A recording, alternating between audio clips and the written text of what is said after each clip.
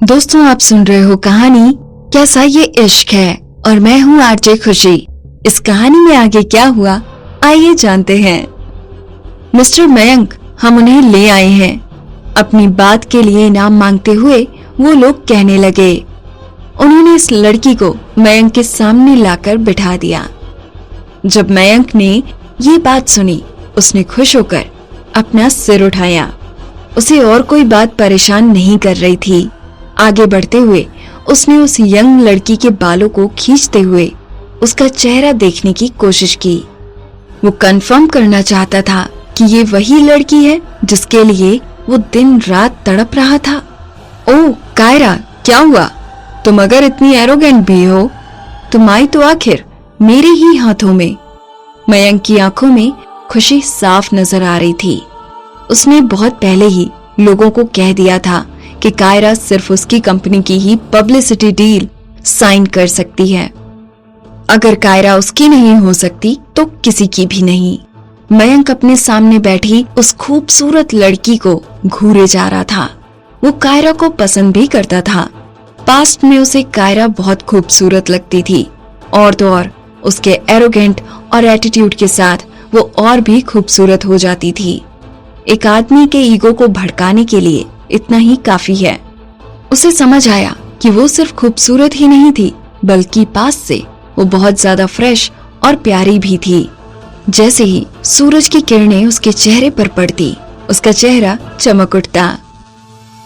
कोई भी इंसान उसको पाने से और उसे प्रोटेक्ट करने से खुद को रोक नहीं पाता, और उसे बेइंतहा प्यार करने से भी। क्या किया तुम लोगों ने इसके साथ? मयंक ने ऊपर से नीचे कायरा की ओर देखा। वो अपने सिर को उठाते हुए कुछ सोचते हुए उनसे पूछने लगा। वो लोग उसे जल्दी जल्दी समझाने लगे। ये खुद को बचाने की बहुत कोशिश कर रही थी। हमें डर था कि इस चक्कर में हमारा एक्सीडेंट ना हो जाए, इसके लिए हमने उसे बेहोश कर दिया। मिस्टर मयंक, आप चिंता मत कीजिए, ये कुछ देर में उठ जाएगी। जब वो लोग बोल रहे थे, एक आदमी सामने की ओर बढ़ा। उस आदमी ने अपनी जेब से कुछ निकाला और कायरा के नाक के पास लेकर गया। कुछ देर बाद कायरा ने अपनी आईब्रो कसी और खांसने लगी। उसे होश आने लगा था। वो फिलहाल उस चीज के नशे में ही थी और अपने आसपास की जगह और आसपास खड़े लोगों को पहचानने की कोशिश कर रही थी। अगले ही पल उसे अपने घर से निकलने की बातें याद आने लगी और उसे याद आया कि वो जबरदस्ती किसी के हाथों गाड़ी में ले जाए जा रही थी। उसने अचानक से खुद को संभाला और सोफे पर बैठ गई। वो अपने सामने खड़े आदमियों को देखने लगी। कौन हो तुम लोग? जैसे जैसे वो ये बोल रही थी, उसने तभी अपने पॉकेट में हाथ डाला। वो अपना फोन निकालने की कोशिश कर रही थी। हालांकि उसे जल्दी समझ आया कि उसका फोन गायब था।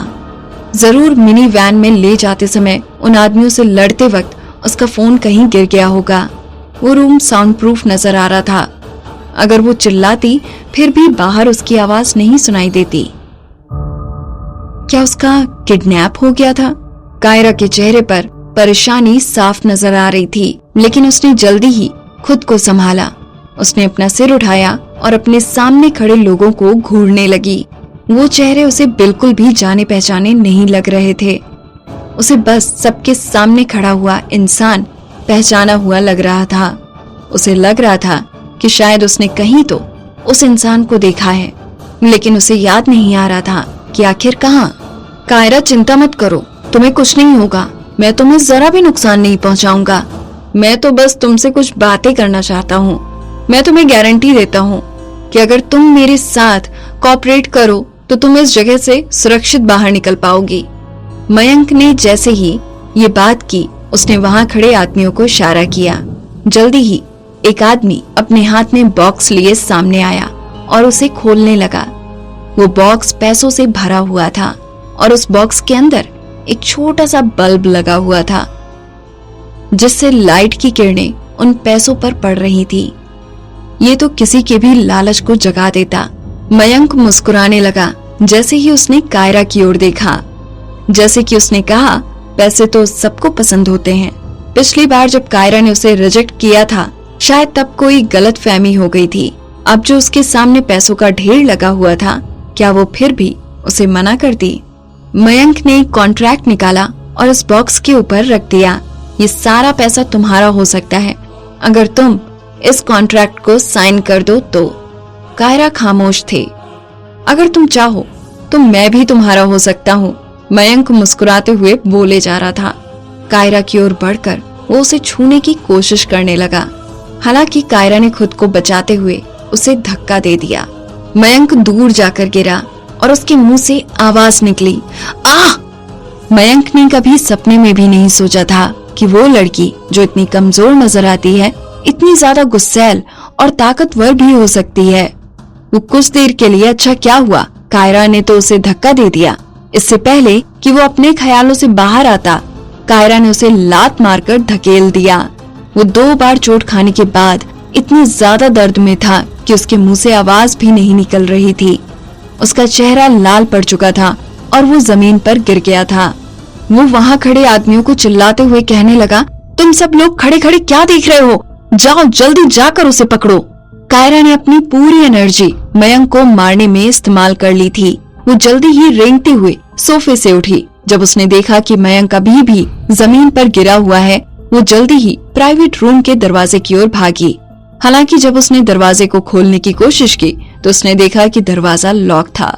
उसने बहुत फोर्स लगाकर दरवाजे को खोलने की कोशिश की, लेकिन वो नहीं खुला। मुझे मारने के बाद यहाँ से भागने की कोशिश कर रही हो? बिल्कुल नहीं। वो बहुत घबरा चुकी थी। वो जैसे ही पलटी, उसने मयंक को जमीन से ऊपर उठते हुए देखा।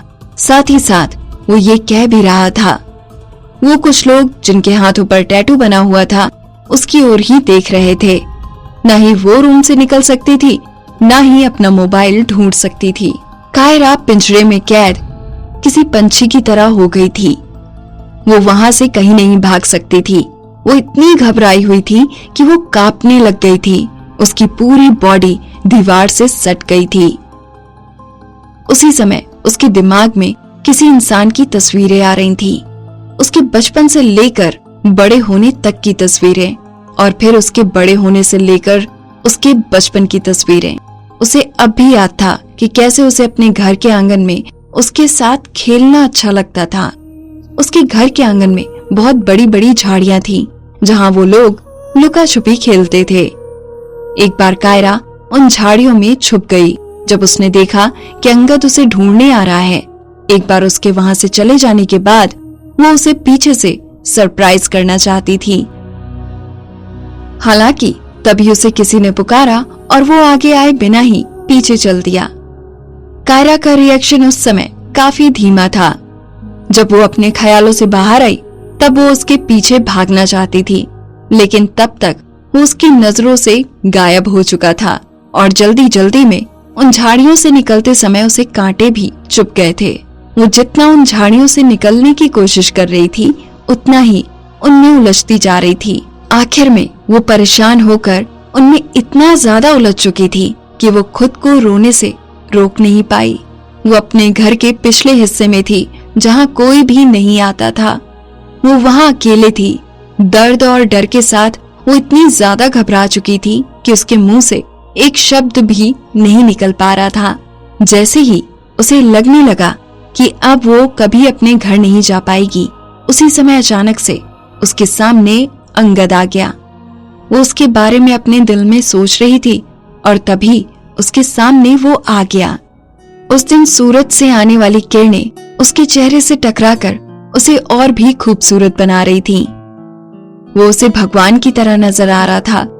भले ही वो छोटा सा बच्चा था जो लंबा भी नहीं था और ताकतवर भी नहीं था। वो धीरे धीरे कायरा की ओर बढ़ने लगा और फिर उसने कायरा को उन झाड़ियों से बाहर निकाला। वो थोड़ा परेशान और गुस्से में नजर आ रहा था। कायरा को ये सब देखकर दर्द होने लगा।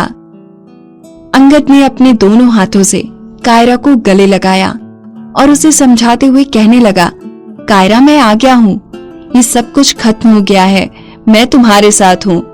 कायरा ने इसके पहले इतनी अच्छी आवाज कभी नहीं सुनी थी।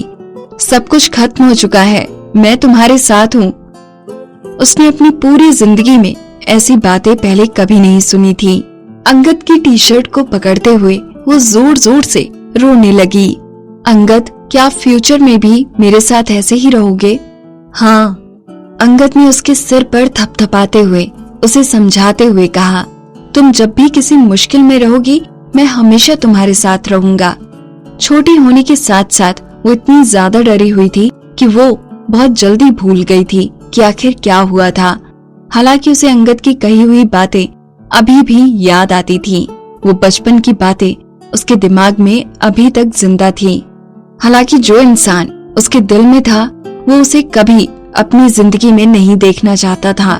कायरा की आंखों से आंसू गिर पड़े और उसने दीवार को जोरों से पकड़ लिया।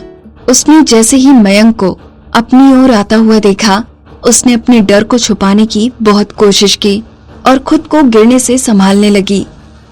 कहाँ हो तुम अंगद? क्या कायरा के इस तरह से याद करने के बाद अंगद उसके पास आ पाएगा? अगर जानना चाहते हैं तो सुनते रहिए कहानी कैसा ये इश्क है।